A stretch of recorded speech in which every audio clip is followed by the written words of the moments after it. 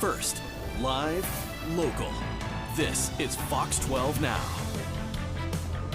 All right, welcome back to Fox 12 Now. I'm Greg Nibbler, live here from the Fox 12 Oregon newsroom, but it would be remiss not to notice that it is very nice outside.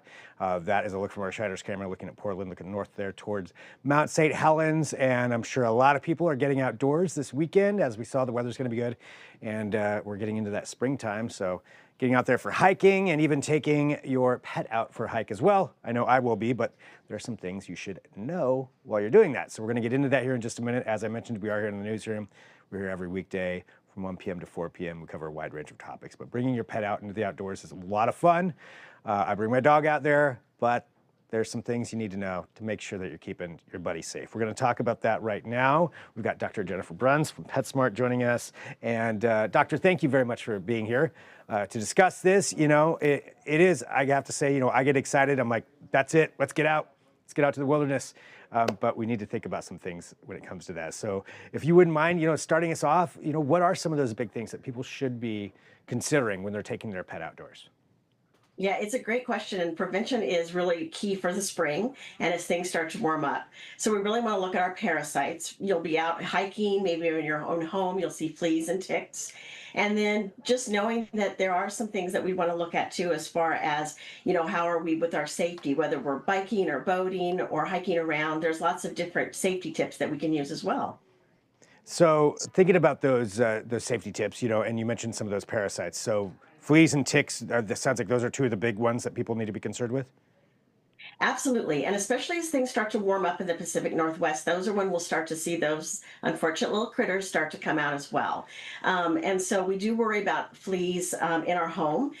They can cause some, you know, not only not fun to have those in your home, but they can be kind of dangerous, you know, causing bad dermatology, itchy dogs, for example, and they can transmit diseases. So we want to make sure that we're on top of those as they start to hatch, as the seasons really become more warmer. And then ticks, as you know, most of your listeners or your viewers probably know, ticks transmit disease as well. Not only they're not very fun to look at, but they're dangerous as well. And as you start getting out there and moving through the wilderness, that is a potential for danger for you and your pet as well. When we're talking about ticks, where are people most likely to, or where are they most likely to contract those? Yeah, so ticks are found, you know, really any wooden places. And so that leaves us in the Pacific Northwest where we interface a lot with the forest. You know, it might be even in your own backyard. And they're very smart creatures. So they can feel vibrations, they can sense heat. And so they will hang out on those, you know, big giant limbs. And as soon as they feel or sense, knowing that you or your pet are walking by, they're very hungry, especially this time of year, very excited to leave their plant life and unfortunately go to some kind of lovely mammal like us where they can have a blood meal. Ugh, sorry. Yeah. Not very fun. Gross. So yeah, being very well aware of those and just that those are out there. So what can you do when it comes to the preventative side of things?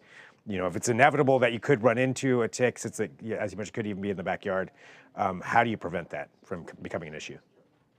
Yeah, the great thing about that, there's a lot of amazing products that you can use. So some of those are over the counter that you can just get, for example, at PetSmart, whether they are a spot-on product or a collar. There's a lot of great products out there that really can help to repel ticks. So I do suggest that you start worrying about that now. Again, regardless of how you're interfacing with your pet and the great outdoors. There's also some veterinary products that, again, are really great preventative. And a lot of those products take care of flea, tick, heartworm, and even some internal parasites. Those aren't over the counter. So you do need to make sure that you get to your veterinarian and they can prescribe what product they think would be best for you and your lifestyle. All right. Yeah, very good ideas there for making sure that you're being safe. So you got the fleas, the ticks. What else should people be aware of? Yeah, so one of the big things I just want to circle back with the fleas is to remember that even though you might be seeing a few fleas on your pet, most of those are living in your house. So we say that about 95% of the flea population is living in your home. So we do want to make sure that you prevent that. I know, not a great conversation.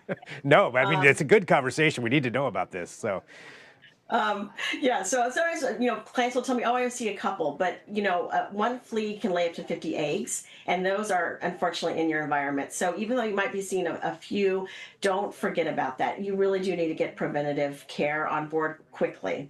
The other thing is to think about just the safety that I would say that you would be doing was you're interfacing with the great outdoors. So whether that's water sports, especially sometimes we think about is it still cold? How really can your dog handle big water? So they may need a life jacket or some type of protection as well. And as we're going through and hiking, are you prepared for food, for water? Lovely little bowls. One of the things that I love about going out with my pet parent as a pet parent is there's great products out there. So even bowls that can hold water and food. Booties, if you're going to be doing some really severe hiking, and they might be exposed to lots of rocks or things where their paws can be cut as well. Ah, okay, so good idea there. Thinking about that when it comes to the hiking side of things. Anything else, that you think is just good knowledge for people to have? Yeah, I think one of the things also what happens is it starts to get warmer. You might see your dog start to itch, lick their paws, scratch more. I usually tell my clients, we don't really want to see that in a pet. So if it gets warmer and it's springtime and you start to notice that your pet's itching, we don't really need itchy dogs, or we shouldn't see itchy dogs. So if they're stopping play, eating, normal things that they do to scratch or itch, that could be potentially a problem. And I would see, your veterinarian about that.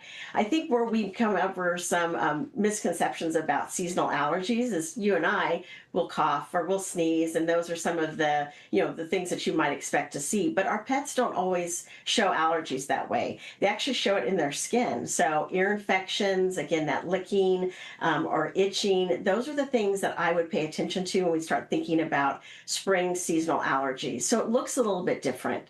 And even shampooing your pet or brushing, those can help to get a lot of those allergens that like to live on the coat away from your home and away from your pet, which can be effective as well.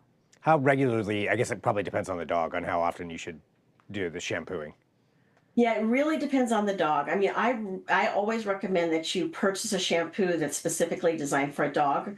There are a lot of great products out there, and they're designed for the pH level and the skin health. So I think it's important, first of all, you pick the right shampoo. And again, I think it very much depends on your dog.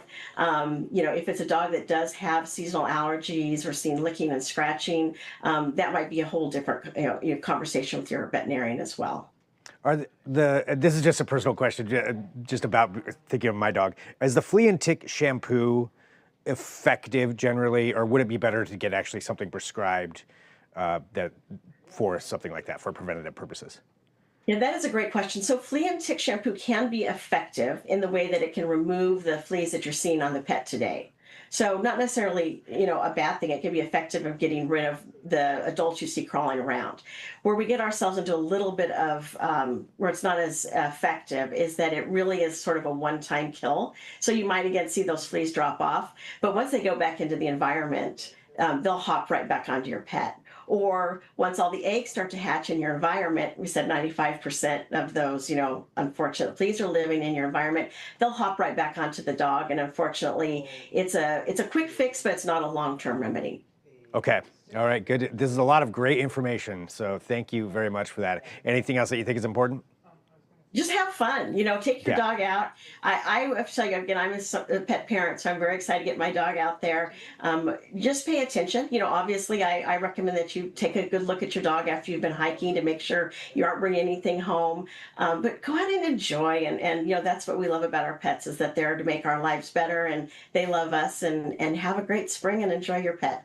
All right, Doctor, thank you very much for joining us here today. I really appreciate you being here on Fox 12 Now. All right, thanks. Have a great spring. Yes.